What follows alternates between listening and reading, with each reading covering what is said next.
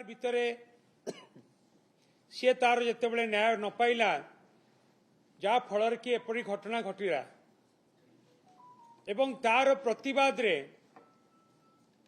तार ए घटनार प्रतिवाद रे आज बिजु जनता दल तरफ आमे स्वर उत्तोलन करिथिलु एवं लोकसेवा भवन घेराउर कार्यक्रम आज आमर थिला।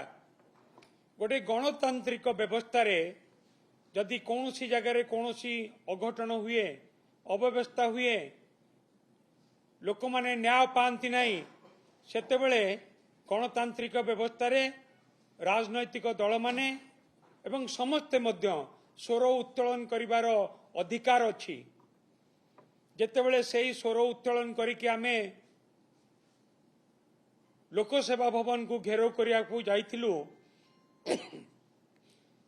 आमर बिजु जनता दलर समस्त सक्रिय नेतृवृंद माने सेठी पहुंचवा मात्र के आमे सेठी पहुंचवा मात्र के पुलिस तरफ आमको उल्टा आक्रमण करने आरंभ हो गला।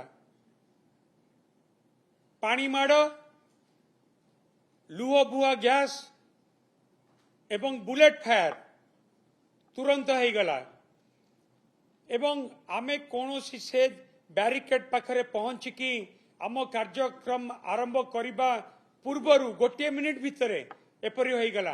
आमे हठात भी जानी पार्लुनी जेतेबेले बिजु जनता दल शांतिपूर्ण भावरे सेठी तार स्वर तार आवाज उठेइथिला महिला माननकु निर्यातना सौम्याश्री रो घटना रो प्रतिवाद रे सेतेबेले हठात एपरी काहेकि पुलिस मानक तरफ हैला से कथा को आमे बुझी पारलु नाही। ए कथारु स्पष्ट सरकार आज भयभीत। आज भुवनेश्वर रे आपण जेकोसी जगह को जानतु आज सबुआडे रास्ता बैरिकेड लोक माने रास्ता रे जीवा को असुविधा हैरान हरकत होउचंती एवं आमे पहुंचला परे केवल बुलेट फायर हैला ता नुहे लुह बुआ गैस प्रयोग हैला ता नुहे पानी माड़ हैला ता नुहे बरं सेठी पहुंचीथिबा हमर महिला एक्टिविस्ट मानक प्रति मध्य असदाचरण दुर्व्यवहार पुलिस मानक तरफ करागला। पुलिस मानक तरफ आम महिला जो थिले विक्षोभकारी तांको दुर्व्यवहार कले पुरुष पुलिस माने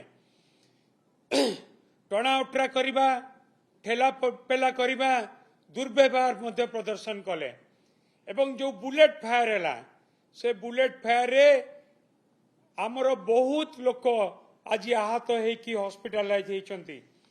मु आपन को जणे रखिया को चाहे से बुलेट फायर रे छाती रे गुली माड़ होइकि वर्तमान रो सांसद श्रीमती सुलता देव हॉस्पिटलाइज तांको छाती रे गुली माड़ होइछि।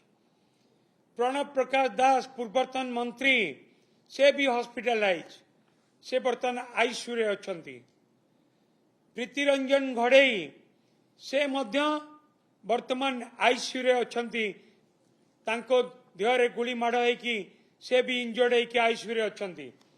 ता सहित नीलमाधव महांती छवि महाली अभिषेक बेहरा संकेत राय संजीव पृष्टि एवं अनेक प्राय 100 रु अधिक आक्रमण होइकि आहत होइकि पुलिस द्वारा सेमाने आज चिकित्सा होउचंती हॉस्पिटलाइज होइचंती आईसीयू रे अछंती।